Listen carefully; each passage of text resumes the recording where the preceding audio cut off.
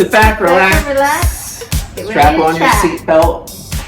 You have me saying that now in session. Oh, really? When they're like, I got a lot today, I'm like, I put my seatbelt on. I put my seatbelt on. I'm ready. Sit back and relax. Yeah. Is the video a little too loud? No, I think it's fine. I mean, my legs are more present than usual, but that's okay. Get my suck my gut in. Oh boy. The thing came off the pool, you were just saying. Yes, I know. Everyone's probably bored with me and my obsession with the pool in the sun, but I'm not. I got highly excited the other day when I happened to look out the window, which I do several times a day, and saw that the cover was off the pool and the chairs are out. That can only mean one thing. Dun, da, da, da. Dun, da, da. Springtime. Pool's opening soon. Pool's and open. the thing that's awesome is they don't open and close according to dates usually around here. It's about the weather. So if the weather can be good and be really warm in the beginning of May, by mid-May, we could be up and running. That's soon. I know. I can't wait. That's a lot. We haven't thought about opening up our hot tub yet, but. And the plants, you've waited a little because it's been wacky, right? God, I was ready to do it last weekend, but it kept freezing. So yeah, I'm ready to do it this weekend. And then we had that weird snow sun thing Squalls. the other day. There were squalls with the sun out. What? I was What was in my place about to go run an errand. I look outside, it's kind of dark and it's squalling or whatever. And then, I don't think that's a word, but there's a squall.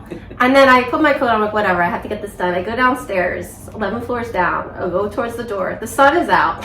And it's still snowing a little bit. And I'm like, okay. Man, somebody broke the weather machine. Yes. Because it's been crazy in Philadelphia.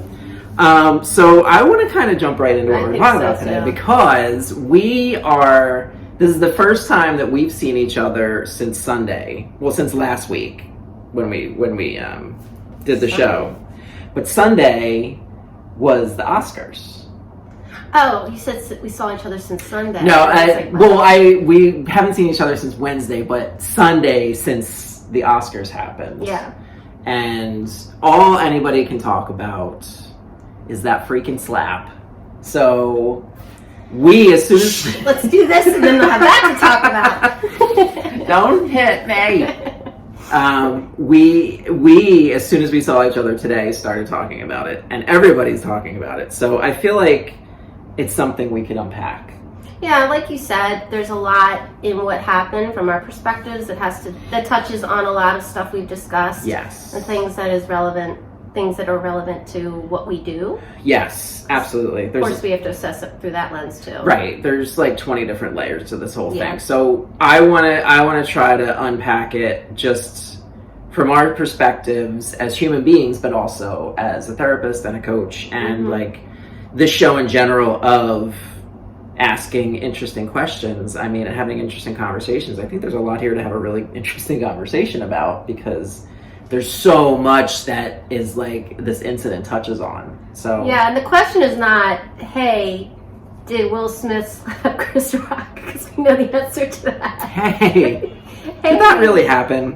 Yes, it did. Yes, we all saw it numerous times. I think it's important to, first of all, give credit to everything that happened beyond that in the show, because a lot of great things happened on the ceremony. Like the first queer Latina won an Oscar. Coda was the first hearing impaired movie to win. Yes.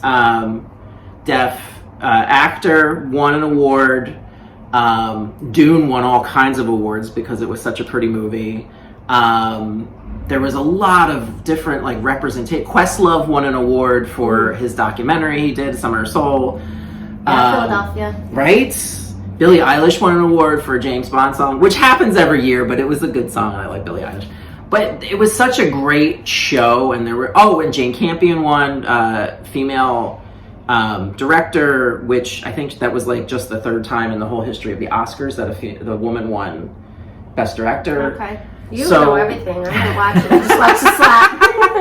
I never heard of half the movies that watched. Well, people are bringing up very good points of everybody's focused on this one incident when there were so many other amazing things that happened that night. So I wanted to start off the conversation by saying, let's not let this one incident overshadow all of the amazing things that happened that night and all the representation that happened and all the great speeches. Like, there were some truly nice, wonderful things that happened. So I want to get that out of the way in the beginning. But then we do have to talk about what the heck happened. The slap. The slap. My God. I mean, my God. There's so many things. Where should we even start? I don't know. I was very shocked. This, right? And I think it's also important to say, as two white people, I can only speak from my point of view about what I saw, how I felt, like the things I've heard other people say and the things I think kind of feed into it, or what it, like, different levels it represents, you know, conversation-wise, culturally, all that kind of stuff. So and I know you as well, are going to stick to our lane in terms of, like, commenting on any, like, race-specific things. Sure. Yeah. I don't know, where do you feel like, where does your brain want to start with all of it? Who won? No, I'm kidding. Who won? Well, America won, I think. I guess, I don't know why I'm starting here, but I think there should be I did not watch the whole Oscars. I'm going to preface. I did not watch it all. Just saw the clips, so I don't know what happened after the clip, I guess I should say. But I was impressed with how Chris Rock reacted and handled the situation. Yeah.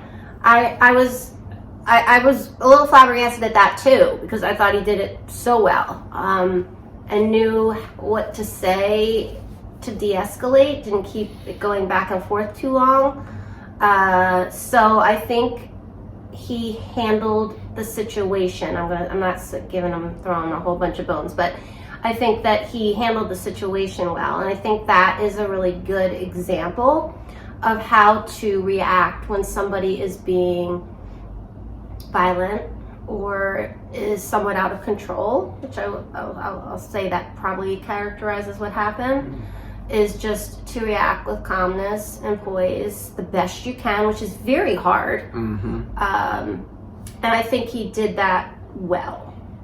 I agree. So I don't know if that's worth saying, but I will say 1000%. I think, and it's something that I haven't heard a lot, but as a valid point of the way he handled it, and like you said, de-escalated, because he could have went all in too, and it could have turned into something a lot worse. I think it showed Chris Rock's professionalism, his experience on stage, and not for nothing, but probably his time as a comic and an actor, you know, handling, especially for that, right? Lifetime Achievement Award.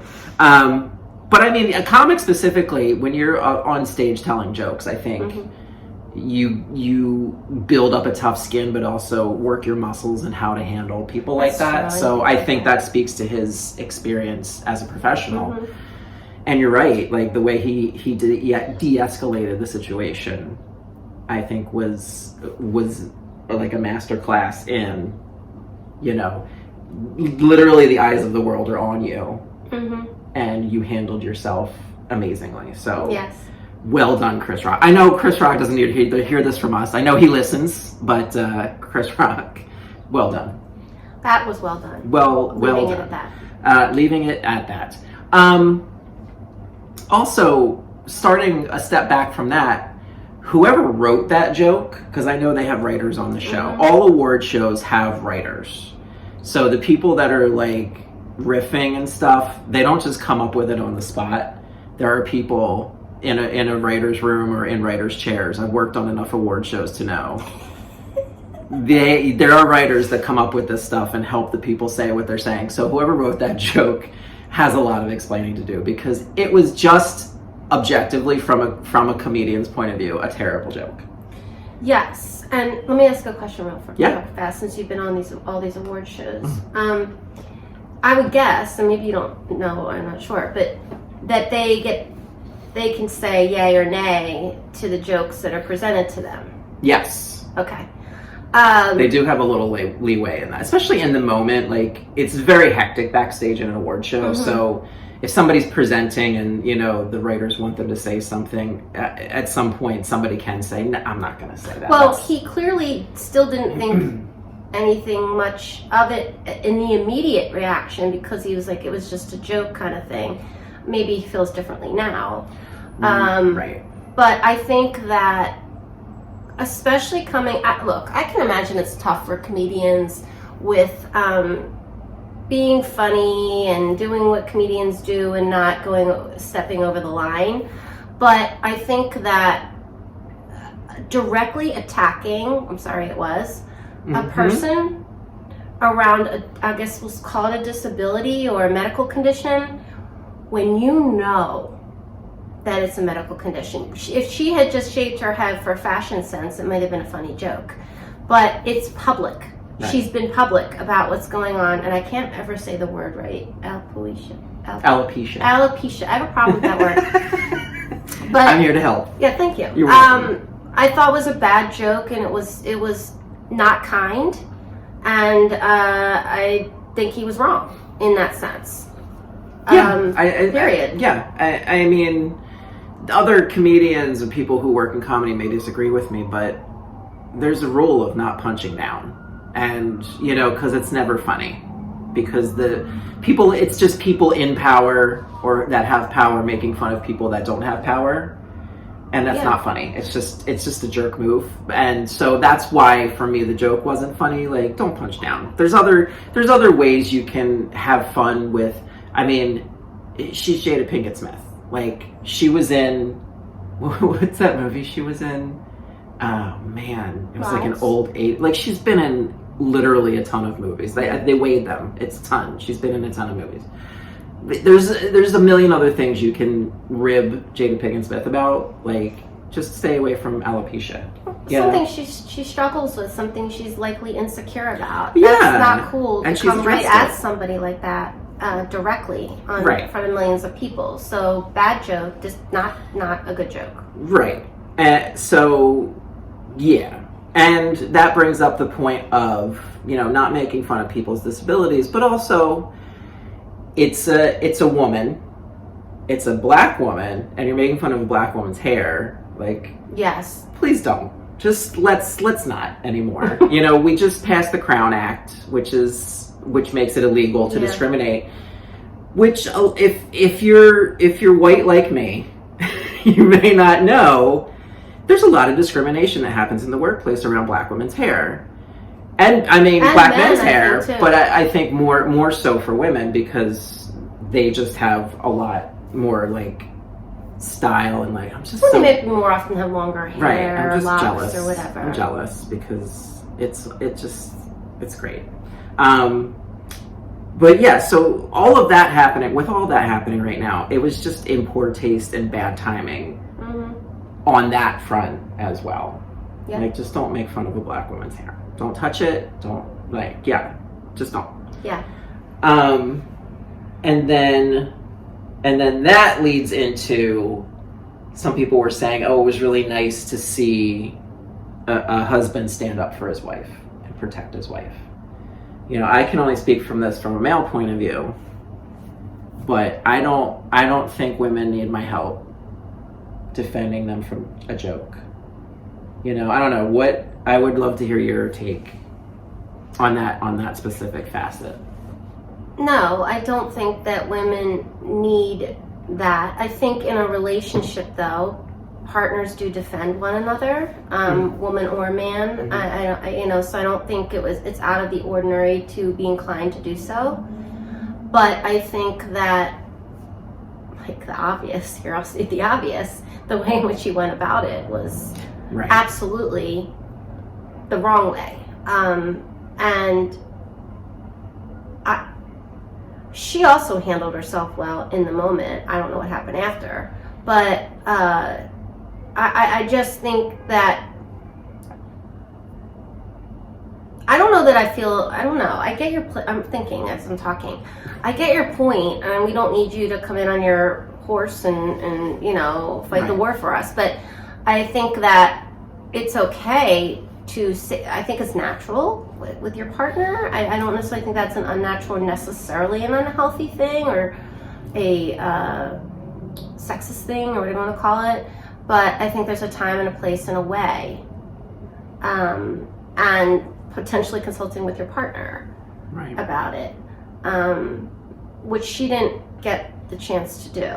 So there's also that piece, which we haven't even talked about or thought of. I haven't even thought about. Yeah, like taking some agency away from her to like have a say in the whole thing. Taking some agency, right, as well as did she have the same intensity of reaction? Sometimes when we know someone we love is sensitive, insecure, struggling with something, we can sometimes have a stronger reaction than they can to what's going on in front of us. Mm-hmm. Now, I know she wasn't happy about it because we saw her roll her eyes. That's not usually body language that says like, yay, great joke. But did she, yes. You know what I mean? Like, I don't know that it was, we don't know how it affected her. She's been a little bit tight-lipped. She says a couple nice things, but she's been pretty, which is fine. That's her prerogative. Mm-hmm. But yeah, I'm kind of a little, I think it's just whether it's right or wrong. I don't know if I'm being sexist or whatever, but I just think sometimes we do that, and I've done that with people before, partners, and I'm a woman. If I feel that somebody is disrespecting or hurting somebody that I care about, I've stood up and I haven't slapped them in the face on stage in front of millions of people, but I might speak up. So I don't think that's that out of the ordinary. No, you're right. And I think about it in terms of my relationship. Like if somebody was making fun of Dan, it depends on the time and the place. Right. Like if we were at a backyard barbecue at my house and somebody was laying into Dan about something that he had no control over, like if he had alopecia or something and somebody was making ball jokes about him, I would say something. I mean, Dan would definitely say something and push back, but I would like say, listen, it's not funny, right. And I would have a talk with them. So there you go. Right. But would my first inclination be to get up and punch them or like assault them? No. Okay. But again, and especially if it was at an award show and somebody was poking fun at me or my partner, it's a joke. Like it's not, nobody had a gun. Nobody was like threatening me with a knife or like anything or to drop me off a roof. Mm-hmm. It was a joke. And so I would, if I was very upset about it, I would wait till after and then talk to them afterwards and talk to them, not like go up and tackle them, talk to them, So I think there's differing degrees of how I would react to something like that. But I also think, and I'm not excusing his behavior, it's very bad behavior, but I think that there's also something to be said that we're sitting back here, it's not our wife, it's not our situation, it's not our life. Right. And we're calm, cool, and collected, at least I think we are. And I'm seething with rage. And I think he was, I don't want to say triggered is the right word, because I don't want to obviously put words into what happened there when I'm not Will Smith, clearly. Clearly. But it definitely seemed like 0 to 100 in seconds. Right. And that happens to all of us, and it does. But he just reacted. And I was telling you beforehand, and I don't know what people care about this or if this is relevant to them, but it spoke a lot to me. When his mother was interviewed, so forget everyone else that was interviewed, his mom obviously knows him better than anyone, and I got the sense that she was really a sincere woman. She didn't come off as, look, I'm gonna believe she's from Philly like me, like we're, Right. Anywho, maybe I'm too believable, but she seemed very believable when she was speaking, and she said, I have literally never seen my son pop off, or whatever word she used, something like that, go off, I think she said, like that, ever. His sister said the same thing. So that doesn't excuse a damn thing, as far as I'm concerned, but it does speak to that being out of character, because what's interesting, what I've thought about, is that we all think, at least especially us from Philly, we think we know Will Smith. We think we grew up with Will Smith. Right. We think he's everything we see, and that shattered that, or tested it, whatever you want to call it. Yeah. And for me to hear that, I thought, okay. Like he had a bad night. He had a bad moment. And I still think that's a possibility to be true. Because it was just so out of character of everything that we've known. So we've watched him throughout his whole career, and we've never seen that. No curse words in any of his rap songs, his career, the way he carries himself. And we like to think that that's real, right? And that's true. Yeah. So if his mother was being honest, it kind of helped with that whole belief, or whatever we want to believe, that he like went off the deep end, and that's a very unusual or never happened occurrence. And I don't want anybody to think that we're trying to like psychoanalyze Will Smith or like put ourselves in. You have more right to than I do. Sorry, you're I actual might have been, therapist. but I've been thinking this through. Yeah, no, totally. I just want to make sure that nobody's thinking like we're trying to put ourselves in the shoes of. Right. I think we're just, as everybody's doing, we're Monday morning quarterbacking. Is that what it is? When you're like, Monday morning quarterback, because it's Sunday night football, right? Okay. Monday night football, so Tuesday morning quarterback. Do you watch football, Ralph? No. Okay. Just that the was Super, very clear for everybody. just the Super Bowl and right just there. for the ads and the halftime show. So I don't know, but bad sports analogy aside, I think it's easy to watch the film afterwards and like opine about what happened. But I think what we're trying to do is like examine all the angles of what went into that, and one of them is, there are some people who can find it totally excusable what happened, because he was in his right as a husband to defend his wife who has a condition. Somebody was making fun of her, Yes, multiple things can be true at the same time. That part's true, but also there is a truth in, right time and place for things. And in the middle of a global award show where literally every country in the world is watching, to do that, and like, it triggered me. I don't know about anybody else, but watching that definitely triggered me. And, I'm sure there were people in the audience who were triggered, people watching at home. So it's like, you're welcome to take any action you want, but just know that those actions have consequences. And a lot of them you can't foresee, Right. So your feelings are valid, Will Smith. I'm out here to tell you, as a renowned therapist from your hometown. Renowned Philly therapist. Yeah. No, his feelings are valid, of course. Everybody's feelings are their feelings. But you're responsible for your behavior. Right. And his behavior was beyond poor. That's an understatement. Right. And I think that what's also, I have to admit, as much as I really do like Will Smith,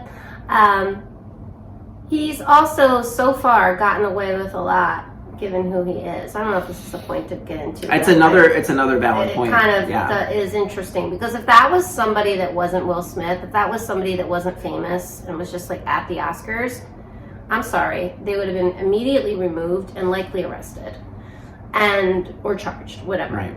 And he did not have any of that happen, and proceeded to win an Oscar, which I was really happy, because I wanted him, because I love that. It's the only movie I saw of any of the stuff they're talking about, and I loved it.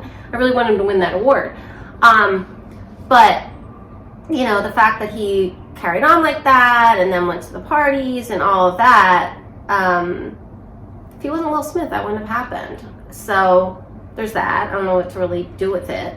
Well, I think it's a valid point, because the Oscars themselves as an organization really set this moment up, because the people who go to the Oscars, actors in general, it's a very bubbled society. Having lived in LA for a few years and been in the industry, I know they're kind of untouched by reality in a lot of ways.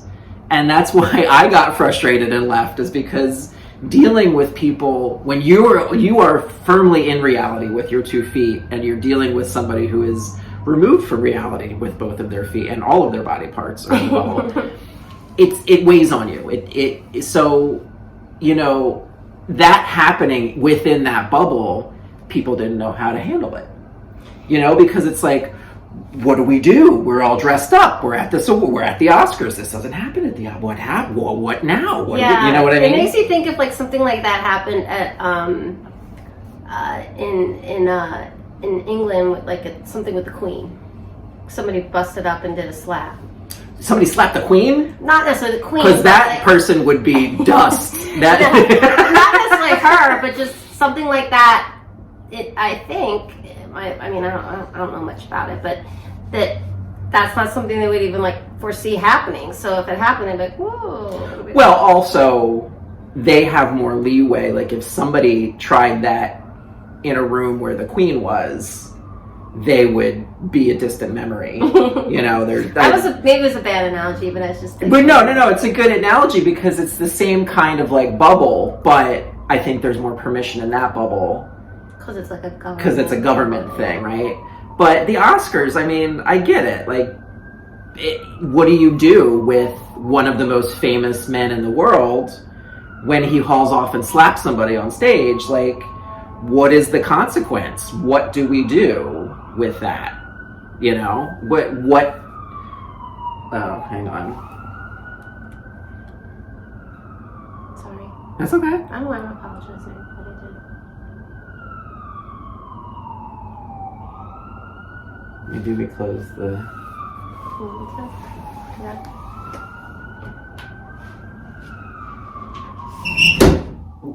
I don't know if it's 1 or 5.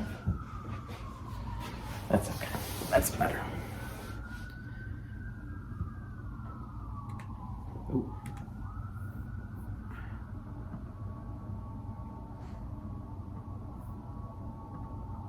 Okay. Had to close the window. Pardon the interruption. Pardon the interruption. Yeah, I think they just don't know how to handle something like that. And we were talking about repercussions, like what can they actually do to Will Smith after that? Nothing, really. I mean, what are they going to do? Take away his Oscar? No. Because, like I said before, you know, Harvey Weinstein still has his Oscar, Roman Polanski still has his Oscar, and those men did horrible, terrible, atrocious things, and they still have their Oscars. So if Will Smith, I don't think this is going to happen, but if Will Smith gets his Oscar taken away for this, the Oscars are done. Like they're just... Yeah, it's not going to happen. Yeah, they're hanging on to legitimacy by a thread at this point. But I do have a little bit of empathy for the Oscar People Association, whatever they're, the Academy. The Academy, if you will. Because I think they're in a tough spot of whether they're insulated and no feet in reality or not. They now have this situation, and they need or want to make sure it doesn't happen again. And so they need to take some type of stance. And what is that stance, right? And, you know, my guess, and I have no idea, is it's going to be a slap on the wrist, but I think that there's pressure now to make I don't want to say an example. What is the word? Like, to make a strong statement, strong move to show we don't tolerate this. Right. But yet, going so strong as taking an Oscar, I definitely don't think it's going to happen, or kicking him out is not, I don't think forever is going to happen. I don't know. But I think that that's a difficult situation to be in. Now, should they have already been thinking about this? Probably, yeah. But that's a tough spot.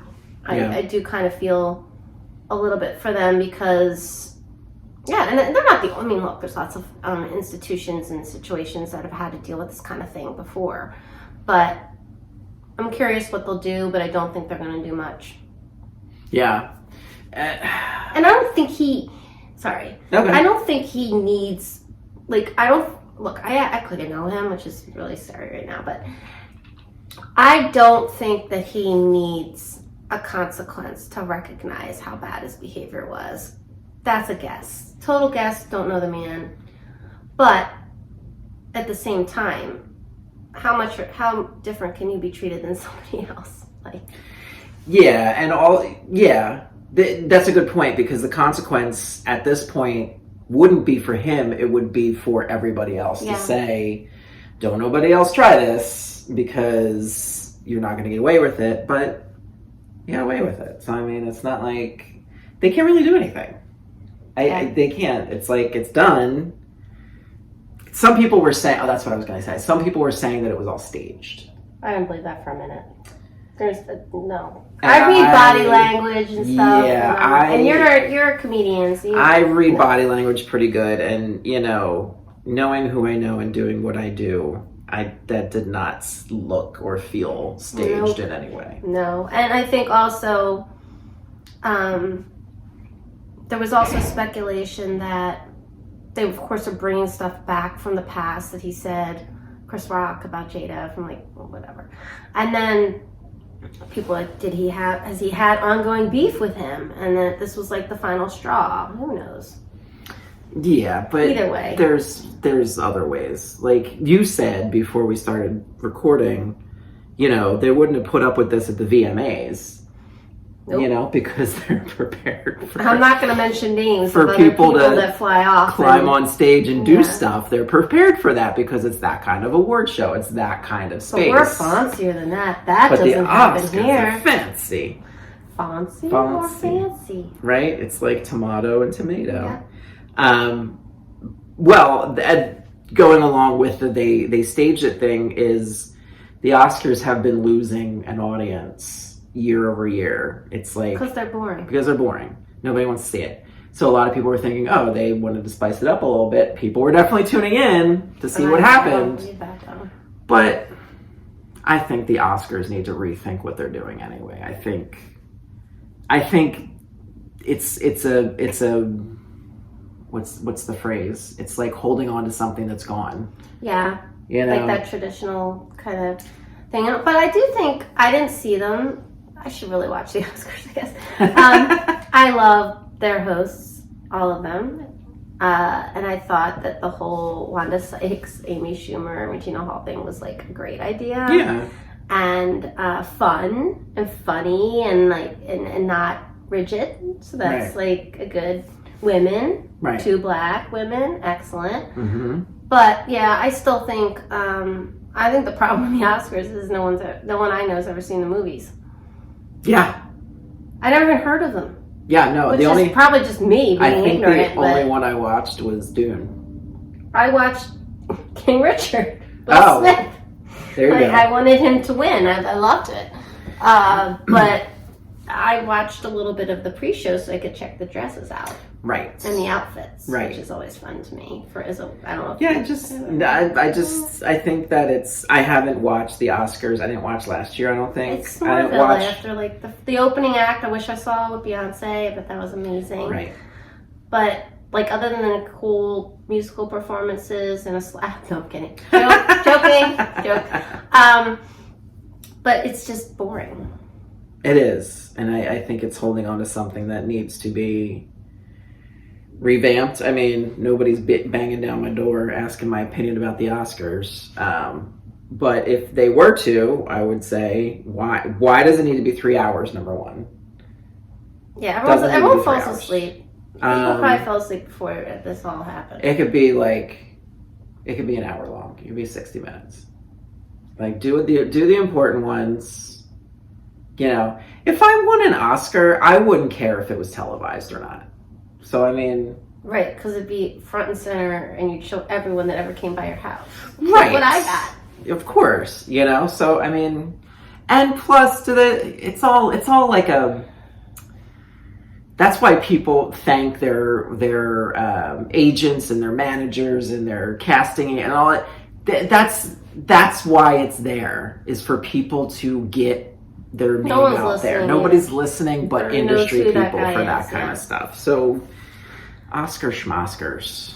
But I don't know if this is part of it for you, so I don't want to assume. But I kind of feel like part of this whole thing was kind of what I said earlier, of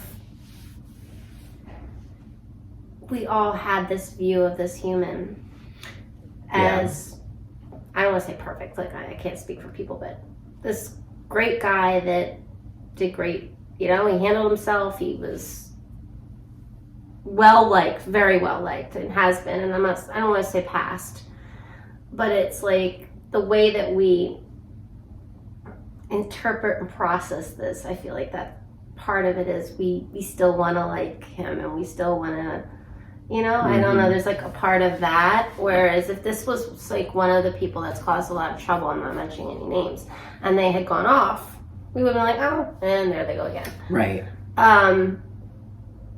So I don't know if that's a relevant piece, but I think I'm being honest with myself as a big fan that there's an element of that when I look at the situation and how I kind of view it and what I think. Well, sure. I think there's a level of forgiveness or like room to give him, because obviously it was out of character. So something must have been happening to make somebody, I mean, that's a big thing. Like to get up on stage at a show like that and smack somebody for a joke is like, you have to be not in your... He was livid. I mean, right. You saw him in a seat. He was right. fired up. But you could be livid and not get up. Like True. That's a whole other level of livid. Oh, I'm not excusing it. Right. I just think there's something else happening and we don't know. So... Right, but I feel like it's interesting. I'm going to be honest about myself. Because with some celebrities, I seem to be very understanding of that. And then with others, I'm like, no, you're being bananas. Like, I seem to find it easier, like in the past 10, 15 years, to look at, let's say, a young Miley Cyrus or Justin Bieber and some of the stuff that's been controversial, people have been upset about. And I'm like, they are young. They are in the spotlight. They haven't even really had a childhood. They are, and it's not that crazy what's going on right here. In fact, it's going on maybe a less money level, like regular money level, all over the place with people their age. But because of who they are, everything's blown up. And they're trying to figure out who they are. And they've been fairly good at that. I'm like, okay. Miley had an interesting time. Justin had some pieces. So there's certain people I seem to be good, especially when they're younger, because I feel sad the fact that they have to be under the spotlight. And then there's other people that I'm not. And then there's Will Smith, who I really genuinely have always liked. So there's that. You can still like him. I hope. Do. Okay, good. I do still like him, and I think he needed a hug. Amongst other things. Yeah. Well, and then you can look at that from another point of view and say, well, even if you were in the spotlight since you were little, that doesn't excuse not being taught like general manners and morals, and etiquette. Womp womp. I mean, yeah, but I don't know. I look at some of the stuff and I'm like, if I had all that money, I'd probably do that too. I don't know. Because there's no consequences. There's no real consequences. It's not just that there's no consequences. It's also just developmentally where they are. I think about the stuff I did. Granted, I was to the scale of my so Justin Bieber, but the things I did that short. Nobody knows, because thank God I did most of those things, if not all, before cell phones and all that stuff. But everyone's following them around. So they mess up. They do something, they get too drunk, or they do whatever, and they're right there to broadcast how messed up they are. And we all did that. But that's the thing. This wasn't like paparazzi catching him on a bad moment. No. You know what I mean? I kind of went a little off. No. But I get your point, and I think it's valid. My point is, I would like, as a personal growth thing, with celebrities, to work on just being a little more objective and less judgmental in general. Because I like him, it's easy for me to do that. But if I kind of, for whatever reason, don't like whoever, There's somebody in my head. I'm not bringing his name up. It's easy for me, like, well, he's bonkers, and there he goes again. And so, I don't know. I just, as much as they have so much privilege and so much money and might not live in reality, I feel bad sometimes because they're people, and the paparazzi's up in their grill, and if they make a bad move or they do something they shouldn't do, it's like all over the world. And I would never make it in that. No. One thing, and I'd be like in a mental hospital. It would not go well. Not for everybody. Not for everybody. Anyway, I'm on a tangent. It's totally off topic. No, it was great. I think we're kind of skirting around accountability too, because, and I think that's what a lot of people are asking about right now. Is how, and we touched on it a little bit ago, how is he going to be held accountable? And in this situation, I don't see him being held accountable in any substantial way. I mean, looking at it objectively, it was a slap. He screamed at the guy. It lasted all of a minute, 90 seconds at the most, you know. Everybody apologized to each other. I heard that they're okay again with each other. So it's like, is there any real lasting harm? Substantial lasting harm? The substantial lasting harm, if you want to be dramatic, or maybe it's not dramatic. If you want to, I'll be dramatic. Look at it through a different lens. Is that you are a public figure, right? And whether like it or not, you're a role model, and you weren't a good role model, right? Period. Yeah. You weren't, and that's it. I mean, when you are in that limelight, which I could never imagine being in, I don't want to, although I'd love to be on GMA promoting our podcast. But, you know, I just think, how do you always stay on, you know? That's also, I feel like I'm defending him. I retract that statement. You can. No, and I don't want to feel like I'm attacking him either. No, I don't think you are. Okay. I just am noticing my own love for Will Smith is definitely part of how I'm processing this whole thing, and I'm trying to be more objective. Well, I think what you're vocalizing is something that a lot of people out there are feeling, is Will Smith is this kind of icon in terms of he's a nice guy. Mm-hmm. He built his career on being this nice, conscientious person, an artist, and this seemed like way out of character. Mm-hmm. And so there's a lot of not only disappointment, but kind of shock of like, what happened? Like if it was, I don't know, anybody else, Betty White, I know she's dead, but like, she could throw down. Betty White could probably, they'd be like, oh, it's fine. I wouldn't screw with Betty White. What, 99? She can go slap whoever she wants. Yeah. Poor, what was it, Time Magazine or People or something put out their, like, happy 100th birthday. I know. And she died a few days before. Don't even talk. That was like, now you're making me that sad. was a baller move, though. That was like the last funny thing she did. Like, she probably in her grave thought that was funny. It was hilarious. But no, I think there's a lot of like disappointment and like shock of it's not in this person's nature. We thought to do this. So. And you know what? I say this now. It will blow over. Oh, sure. And he'll be right back in standing with probably most people. Right. Then I think it's when there's repeated stuff is when people kind of get a bad taste in their mouth about somebody. Right. There's like repeated incidents of violence or bad behavior, whatever you want to call it.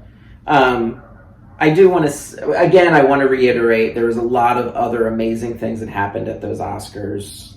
A lot of amazing first-time winners. A lot of history was made. Go back and look at the list of winners. See the movies. I think that's a great place to start. But also, if somebody did see it and was triggered and has questions about why they were so triggered and how it affected them or how to kind of shake it off, what would you say to them?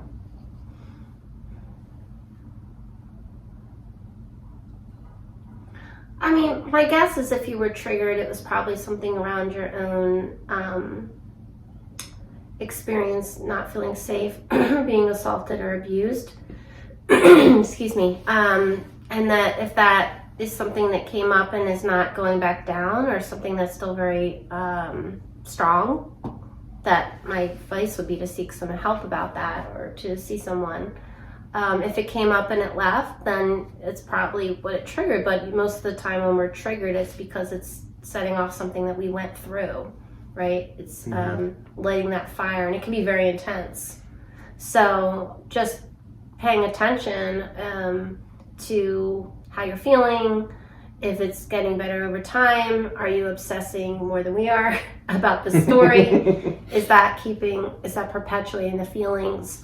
I think that's what I would recommend. Yeah, I would echo all those points too. And give yourself, I say this all the time, they're going to put it on my gravestone, but it's give yourself space. Like, ask the questions like, why did that trigger me? Oh, gee, I wonder what's going on. Like, and if you have somebody to talk to in your circle of friends, great. If you need to consult with a professional, great.